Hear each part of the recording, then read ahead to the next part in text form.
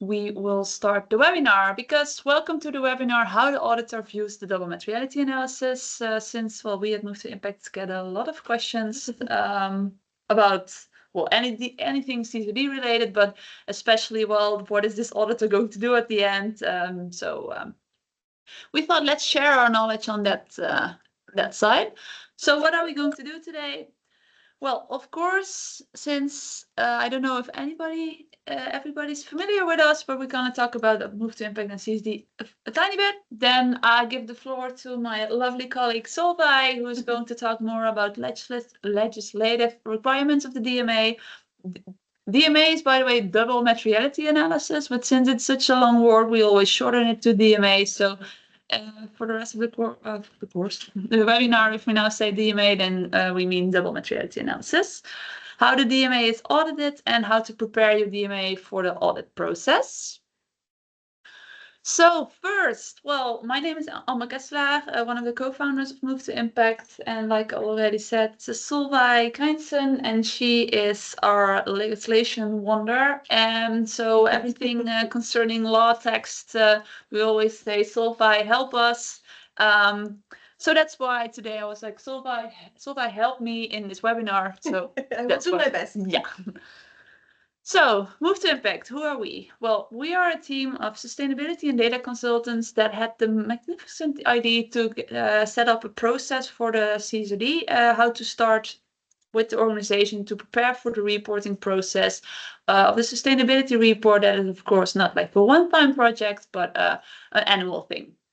What we do, we have consultants, both inside Move to Impact, but we also trained a very large network of freelancers with our 8-step method, which I'm going to talk about later. But we also have tooling so that organizations can do it themselves, get all the knowledge that it's inside a Solvay's head is also in our tools. So that's what we offer. And furthermore, we have a very diverse client group. We help companies that need to become CSRD compliant themselves, but also consultants that want to help other companies. So we train them. But we also help auditors as in, okay, what is coming their way? Since, well, we are all, well, not all, but a lot of people are a bit afraid of like, what is the auditor going to say? But the auditor feels the same as in, what am I going to tell them? Because it's also my first time I'm auditing a CSRD report. So all those client groups, we help them with the basis of our 8 steps. We not just did it once or twice, but we did it at several large companies, freelancers, anywhere. So we are not industry specific. We are really focused on the environmental, social governance reporting in the broadest sense of the word. For the people that are totally new to CSRD, the criteria when to comply with the CSRD is that you have to have at least 2 out of 3 or more than 250 employees, a balance sheet of 25 million or more than 50 million revenue. And if you comply with these criteria, you are lucky because you have to set up a sustainability report, which will be at least 40 to 60 pages. Talking about the impact of your organization, the targets you're setting on it, your objectives around it, the policies you have about it, all with the objective to be transparent in how you conduct business so that investors, but also other stakeholders, as in maybe new employees or NGOs that are looking for a fight, can see, okay, what is this organization's impact and how do they contribute towards the impact on planet and society. This is a European legislation, but to avoid that all companies move to the UK, they decided if you have more than 150 million revenue anywhere or more than 40 million within the European Union, from 2028 on, your company is also lucky that you can also set up a sustainability report according to the European Sustainability Reporting Standards, which is the reporting framework for the CSRD. Well, we as Move to Impact thought, okay, how are we going to make this understandable? So we created 8 phases how to set up your CSRD report. This is something we did together with sustainability consultants, data consultants, but also audit experts to make sure that the audit trail, so to keep the auditor happy, is also included there. And if we go from left to right, well, project preparation, you start with setting up a project team, but also informing the organization, okay, we need to comply with this new legislation. We are going to set up sustainability reporting process, really include them, well, in a project team, set up a steering group, maybe just prepare the organization for this new process. Then in the current company KPI phase, the organization is going to look at, okay, what are we already collecting? What is our current vision on ecological, social parts? But also, what are we already collecting, like data-wise? What are the different reports? Maybe HR already does a lot of reporting, but nobody knows what they are reporting about. The same with operations, just to get a greater idea. Then the organization is going to dive into the double materiality analysis. The double materiality analysis is an analysis that well, has an end result, the IROs, impact, risk, and opportunities. So to identify in this analysis, like, okay, what is the impact of the organization on planet and society, but also if something happens, well, outside, so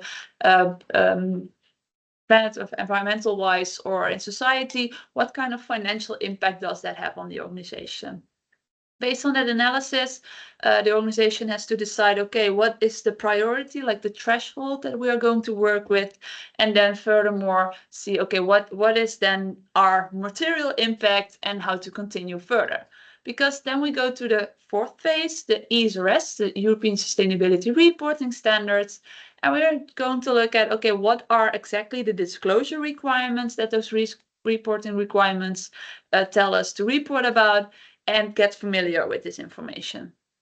Because then we go to the fifth phase, the preparing of the data collection. In this phase, the organization is going to divide and conquer, see how to prepare for this data collection, which data do we already have, and remember we already did that in the second phase, but also what do we need to do in order to set it up for the data collection in the future. You can think about talking about what are data definitions. So when we talk about people within the organization, do we talk about headcounts or FTE? Those things need to be well discussed, and then it's not just about like one or two things, but you need quite a extensive list. Okay, what are the data definitions? To then continue to the continuous data collection phase, because why do we call it continuous? This never stops.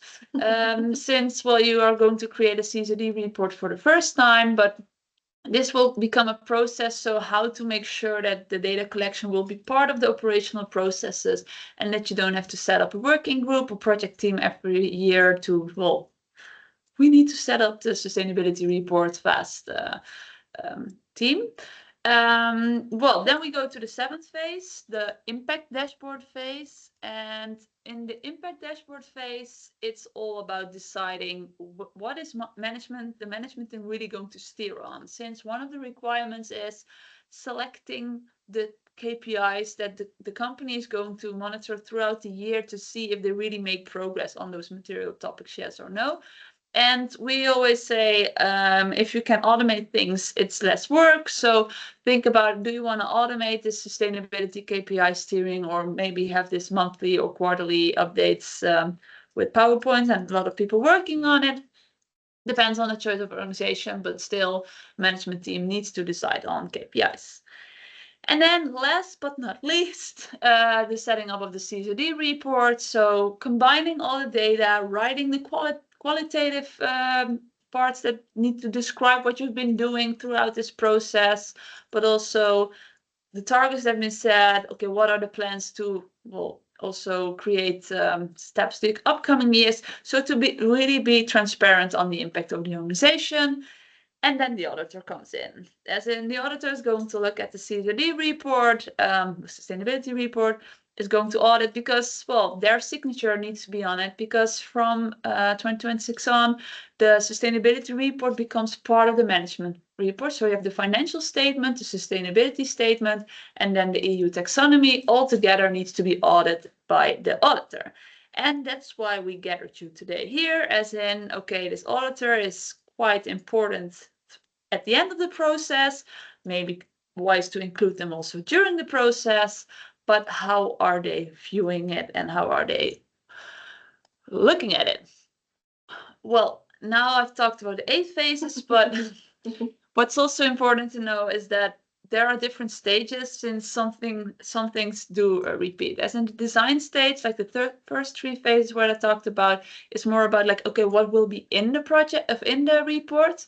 The implementation stage is more really about like collecting data itself, and reporting stage is about, well, reporting about the data that has been collected.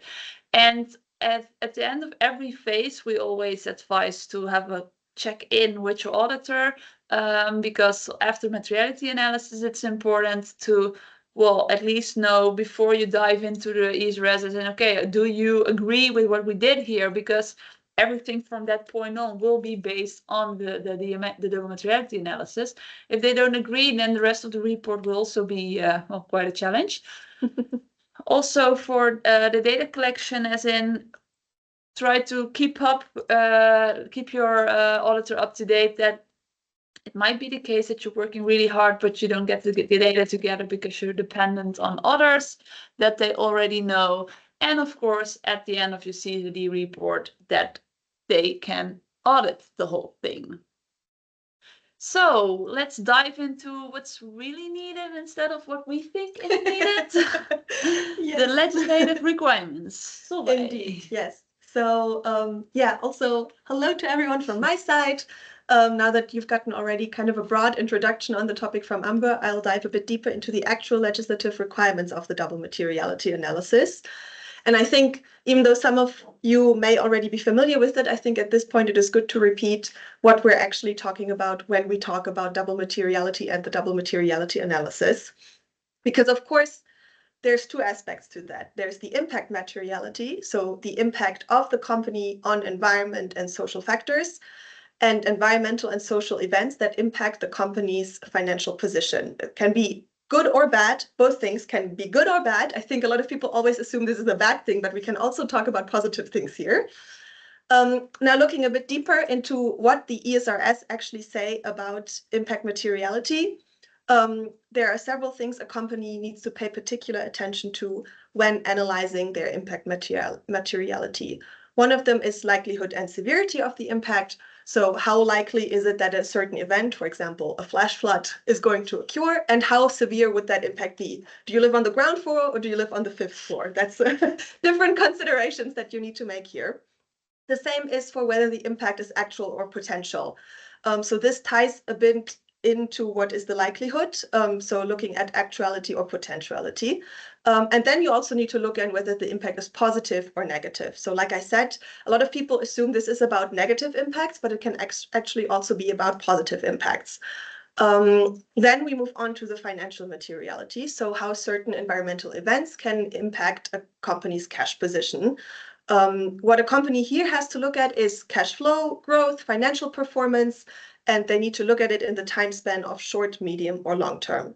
So this is kind of the basics of what double materiality means in the framework of the ESRS. But that, of course, doesn't give a company a lot of guidance on how they ought to perform a double materiality analysis. And even looking into the legislation, they are given a lot of leeway in how they want to perform it. The most important thing when it comes to designing and executing your double materiality analysis is really choosing a method, explaining your method, justifying your choices, and documenting everything. And beyond that, some basic criteria need to be fulfilled. So let's say we start with the impact materiality assessment. There are certain things a company needs to do regardless of how they move on with this. This is, first of all, the value chain mapping. So upstream and downstream, what does your value chain look like? This also means doing a stakeholder outreach. What that stakeholder outreach looks like, again, is up to the company. This can be interviews, surveys, focus groups, email threads. As long as you can prove you did it, it's all good. What also comes in here is benchmarking. So looking at your industry and what kind of impact materiality issues they are dealing with, and also more broader scientific research. And then lastly, it is of course the assessment of likelihood, severity, scale, and scope of the impact topics that emerge from your impact materiality assessment. From that, you move on to defining material topics. And here the important thing is that you need to set a threshold. I think Amber mentioned this already. And actually also here, the legislature does not give you a way of setting this threshold. It is the company that needs to decide, okay, what is the threshold that impact material topics need to meet to be considered further in the process. And again, here for the audit, it is very important that you write down your decision-making and you take your auditor along in the decision-making of what threshold you set. In the end of this, you then have your impacts, risk, and opportunities that you take towards the financial materiality assessment, where you then really look into the likelihood and the financial impacts that a certain impact topic would have. Now, what is important to note here is that actually in the first 1 to 3 years, only qualitative reporting on financial materiality is needed. So that means that a company does not have to write down actual numbers, but they need to give an assessment of how severe they think a financial impact is going to be without actually calculating anything. And then last of all, and this applies for all of these steps, is document your process. Really keep a trail of all decisions and their reasoning. Don't do your value chain mapping by meeting in a boardroom with 15 people, everyone agrees and they walk out and nothing's written down. Then your auditor is really going to be quite unhappy. So really make sure you write down everything before you move forward. And yeah, ideally, like Amber already mentioned, already consult your auditor when you're setting up the double materiality analysis, because you want them to be on board with your method, and you also want them to understand your method and not in the end read your CSRD report without understanding what you did in the first place. No. No. Yeah. How do DMAs audited? Yeah. So I will talk a bit more broadly about CSRD report auditing, because of course those things go hand in hand. So if we look at why the CSRD report needs to be audited in the first place, of course we see more and more that impact and finances really go hand in hand. And impacts do impact the financial position of a company. And actually, by looking at financial and impact reporting together, you get a much better picture of how a company is actually doing. Because what we've seen in the past is that weak ESG governance from companies is a big risk. If we look at something like the Volkswagen scandal, you would not have foreseen this by merely looking at their financial reports. So really, you need both aspects to fully understand how a company is doing and how robust their processes are. And of course, maybe to elaborate on that, like what you now see in a lot of even in M&A, like merger and acquisitions, but also in tenders for the government, they want proof, as in, okay, but can you tell me like how sustainable you are? Because if you're, for example, in construction, really relying on a certain type of material, and then it's not there due to deforestation, then you're financially impacted, and that like now we continue with having more and more threats from social and environmental causes, that it becomes more and more important that also what's written in the CSRD report is true, because it really is the continuity of the organization is at stake. Yes. Moving on. Yeah. What auditors can and probably will also do is use ESG and financial reporting to verify each other. So do they make sense with each other? Does one support the other, or do you actually see two completely contradictory developments depending on which part of the report you're looking at? And then lastly, of course, by having this requirement of having to audit the CSRD reports, it gives it more credibility, because it means there are high standards. It means that the information in there really is accurate, consistent, comprehensive, and that also gives the reader, the trust in the report, and that they can really believe what is written in there. Because of course, right now you have lots of impact reports from companies, but there's very rarely a third-party verification behind that. And if you do that with auditing, you of course have that verification and the trust that people can have in it. Now, what does the auditor then actually do when looking at a CSRD report, and specifically when looking at the DMA? Of course, they need to have this dual focus of the DMA. So how external factors impact the company and how companies impact ESG issues. And thereby, they have to specifically focus on certain things. One of them is internal controls. And this really means, okay, are processes formal and documented? So this is where we go back to, you really need to write down everything, especially when it comes to your double materiality analysis, which is the most process-heavy aspect of your entire CSRD report. And it is the thing that everything else builds on.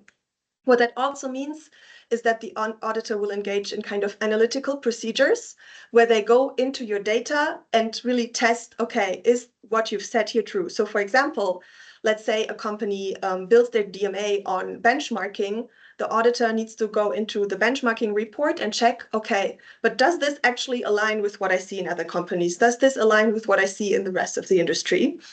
And then of course, auditors may not have the expertise yet in ESG topics, so they may also need to take experts along, get extra training, and really gain more knowledge on how to deal with a very different type of data compared to financial reports. This, of course, leaves them with quite some challenges.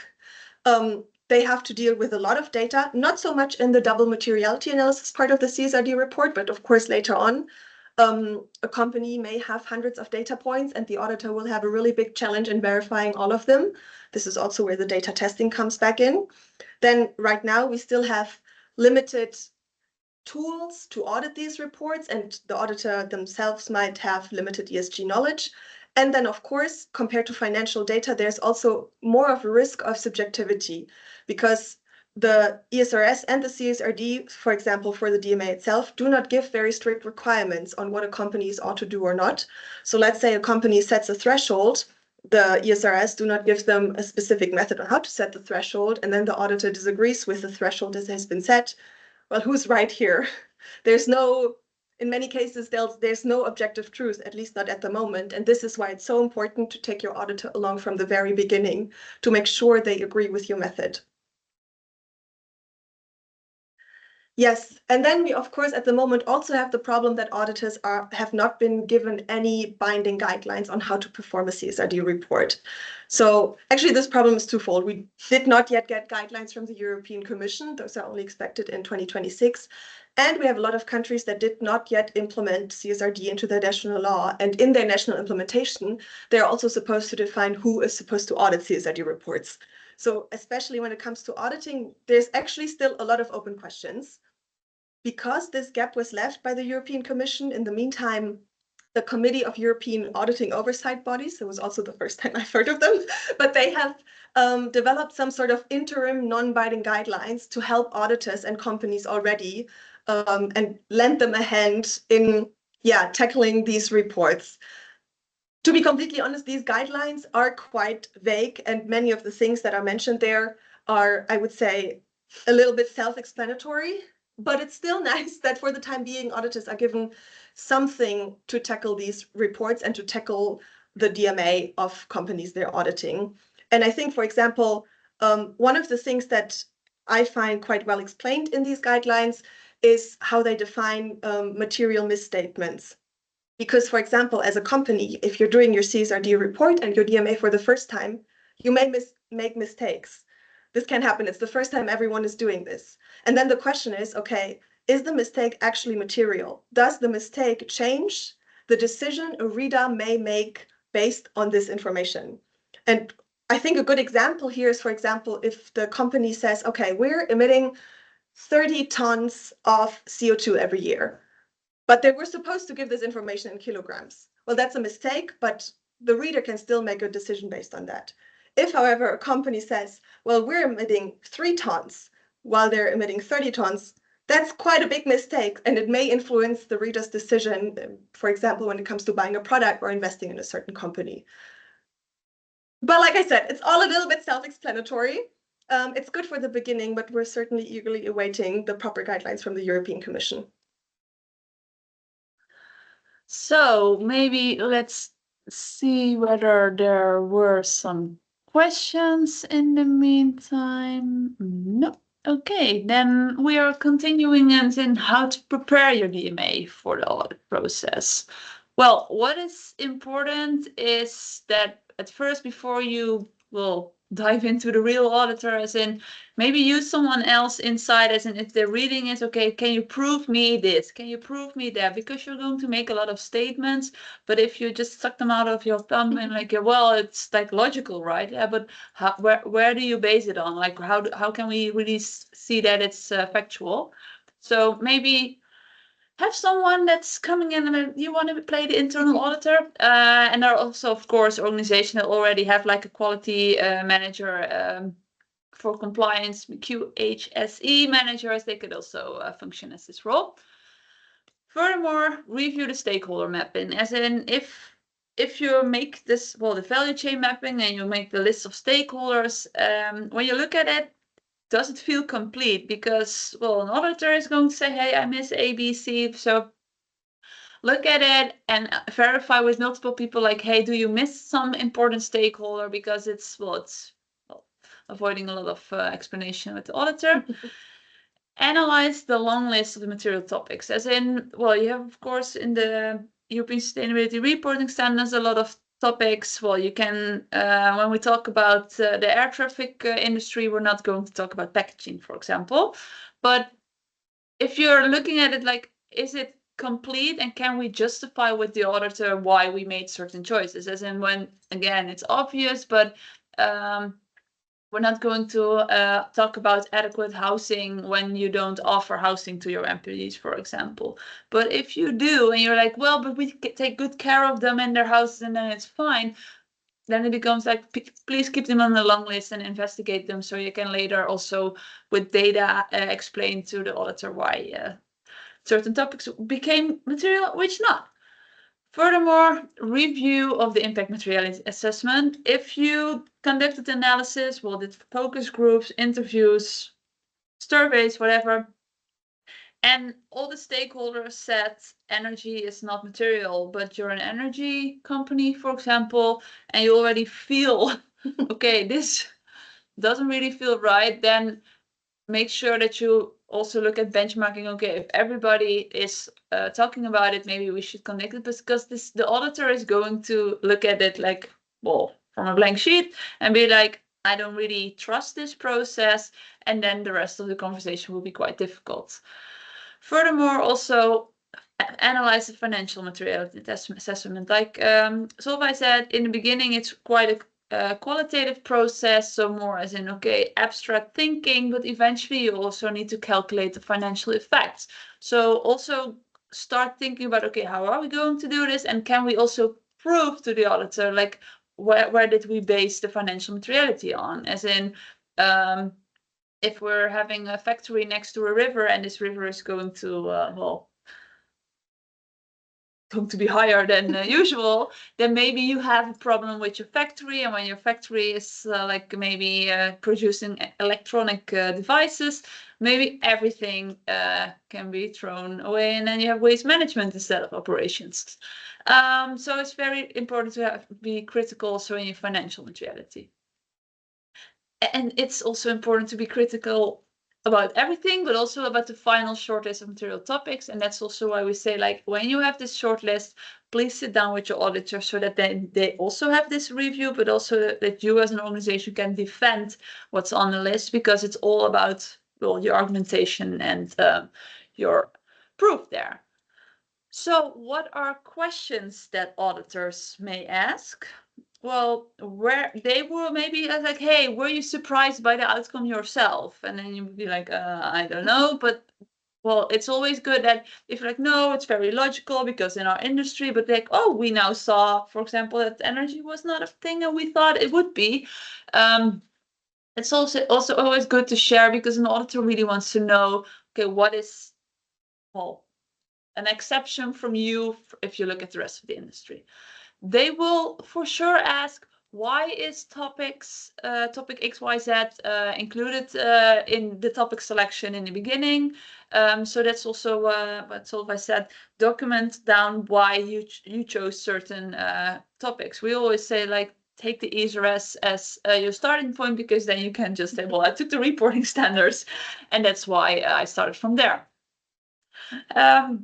Another question can be like, why hasn't topic XYZ not been chosen as material?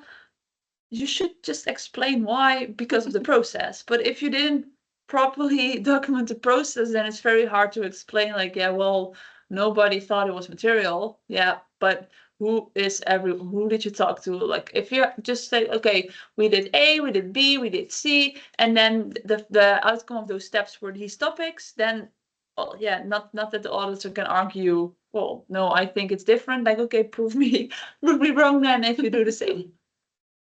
Like, why are subtopics not included? Because of course in the ESRS you have the list with topics, subtopics, subtopics. Well, it also needs to be readable and the investigation, so you don't have to include them as long as you, when you see like a certain subtopic and the subtopics are connected to that you at least report on them. Well, a question which really came from an auditor, like, why was no financial materiality calculated yet? Because we don't have to the first year. That's in the phase-in approach by the European Commission. So also just to warn you, a lot of auditors are not really aware of all the phasing in and the real regulation. So it's not that if they say something, you should immediately be like, yeah, well, okay, I will change that. You can also be like, hey, but this says this, that I can skip it for the first year. Here, read it, and we will continue talking. Why are there no entity-specific topics included? Can be a question. Has a stakeholder analysis been done? Well, hopefully you did one. And that you also described it very well, but it's also part of the process description. How were the IROs described? So it's again about, if you have the audit trail, show it, and well, make sure that you document the process, then you can avoid this question or immediately show the proof. And what kind of appendices are included? Well, then you show them like, hey, we did ABC, here you can read it. So they can ask a lot of questions and how, what, why, and if you write down the whys, the decisions you make during the process, then it's very easy to answer the whys. But can imagine some companies already started last year with their DMA and will publish their report at the end of 2025. I won't remember which decision I made 2 years ago, so please write them down so that you can also answer the question that an auditor may have based on the information that you wrote down. Well, last but not least, we're going to give you some final suggestions, also to prepare you for your audit. It may take quite a while from now, but that's always important to take it into account when you start with certain actions.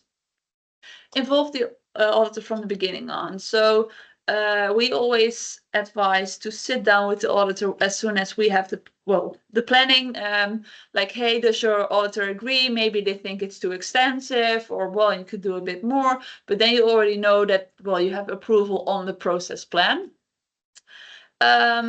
Try to be as thorough as in your financial reporting. And I know it's a lot to ask because there's a lot of fluffy qualitative information that needs to be written down, but try to make it structured. Start talking about data definitions, like make sure that everybody's on the same page so that you can be as structured in your ESG reporting as in your financial reporting, because eventually an auditor is, well, not raised, but is educated to look at financial reporting, and they're also going to have this, well, internal struggle, as in I want to be thorough as well, so project that on the sustainability report.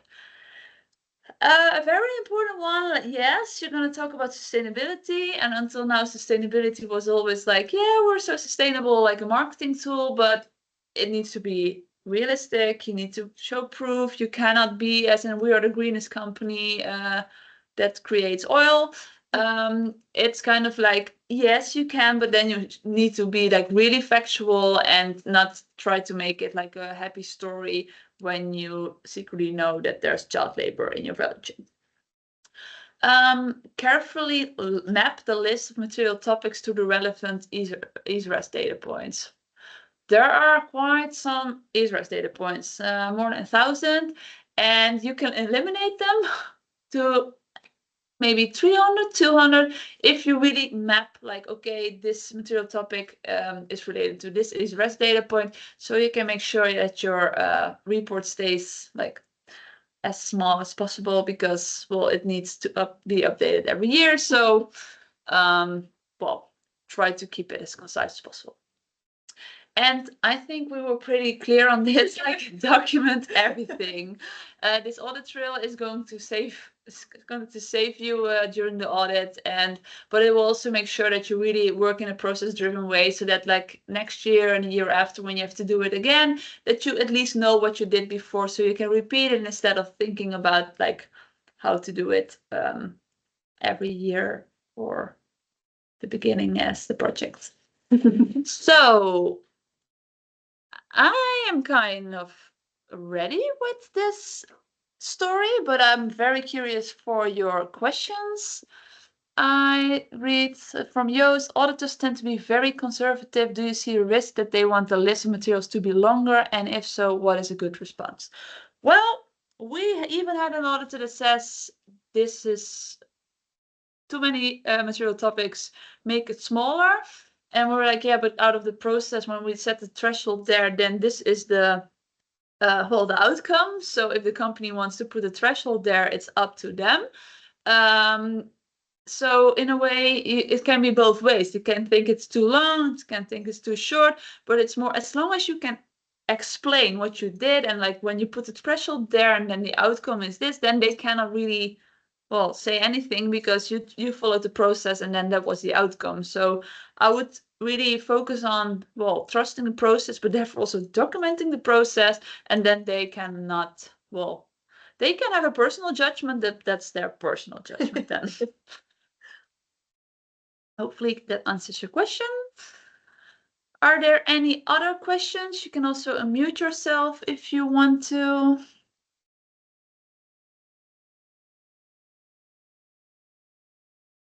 Yeah, maybe as a follow-up, Amber, because nobody else is speaking up anyway, so I'm just using it. We already hear from some of the, so I'm also involved in some of the CSRD work, and I'm talking to others who are doing the same thing. We already hear from some of the auditors, indeed, that they are expecting a number of material topics, right? Like, yeah, if it's below, I don't know, 20, then you're not in good shape or something like that. So I think, yeah, maybe it is indeed a personal choice that some people are making, but I do see it as a risk that because then companies will say, oh, but we need to please the auditor, so we need to have more topics. Right? So. In a way, it's for them indeed be strong against your auditor. What's also what I feel like is personally feel like a risk is, well, we are waiting for the listed companies to publish their first reports. Well, listed companies are listed for a reason. It's because they most of the time are, well, big chains, they have large value chains, so they will also have a lot of material topics, but due to the fact that they, well, often have a lot of impact due to their operations. And there is even one of our clients said, like, yeah, we put a threshold that only the likelihood and severity is high, and then nothing was material. Then we're like, well, I don't think the auditor is going to agree with that. But it will still be, if you can defend it, then it's okay. So it's kind of, yeah, it's not about pleasing the auditor, especially they can only not agree on how you did the materiality analysis and talk about that. But if you clearly describe the process and put the threshold there and that's your outcome, then, well, an auditor. And it also depends a bit on like what do you call material topics, because I see some say like, yeah, climate change is material, but then I would say, well, within climate change you have a lot of subtopics, so in a way it's like one thing which leads towards a lot of other topics. So it's also a bit of, as in, okay, if you want 20, are these like super small topics or like 3 bigger topics? Like these discussions you can have with your auditor as well. Yeah, generally people think about the, let's say, 80 subtopics, right? That are in the list. Yeah. I first go to Joyce in the chat and then to Jörg. Joyce, is there a structure for the documentation of the DMA that is used often? Well, we use our own double materiality analysis phase 3 steps, which can be done by our consultants, but also with our virtual CSRD consultant, you can do by yourself.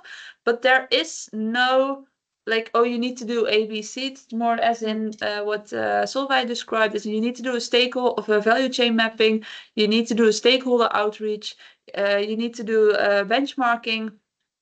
That's the things that need to happen. Like how to document the audit trail. It's really up to how did you work towards those. Yeah, nowhere in the ESRS do you have a template for your stakeholder outreach or for your value chain mapping. You have some guidance from EFRAG where they give some examples of how you may do it, but there's no strict guidelines of how the documentation is actually supposed to look like. The important thing is that you have it and that you can justify it. Yeah. Jörg, what is your question? Oh, we can't hear you. We can't hear you. Still. No. Otherwise, you can also maybe type your question. I think he's... Can you hear it? Oh, and yes, now, yeah. Now it works. Yeah, we did some double materiality analysis with some clients. So I'm also in the consulting part here. We know each other from my course. I'm certified by Mufti, actually. Nice to come back. One typical question or pitfall is a bit regarding positive impacts.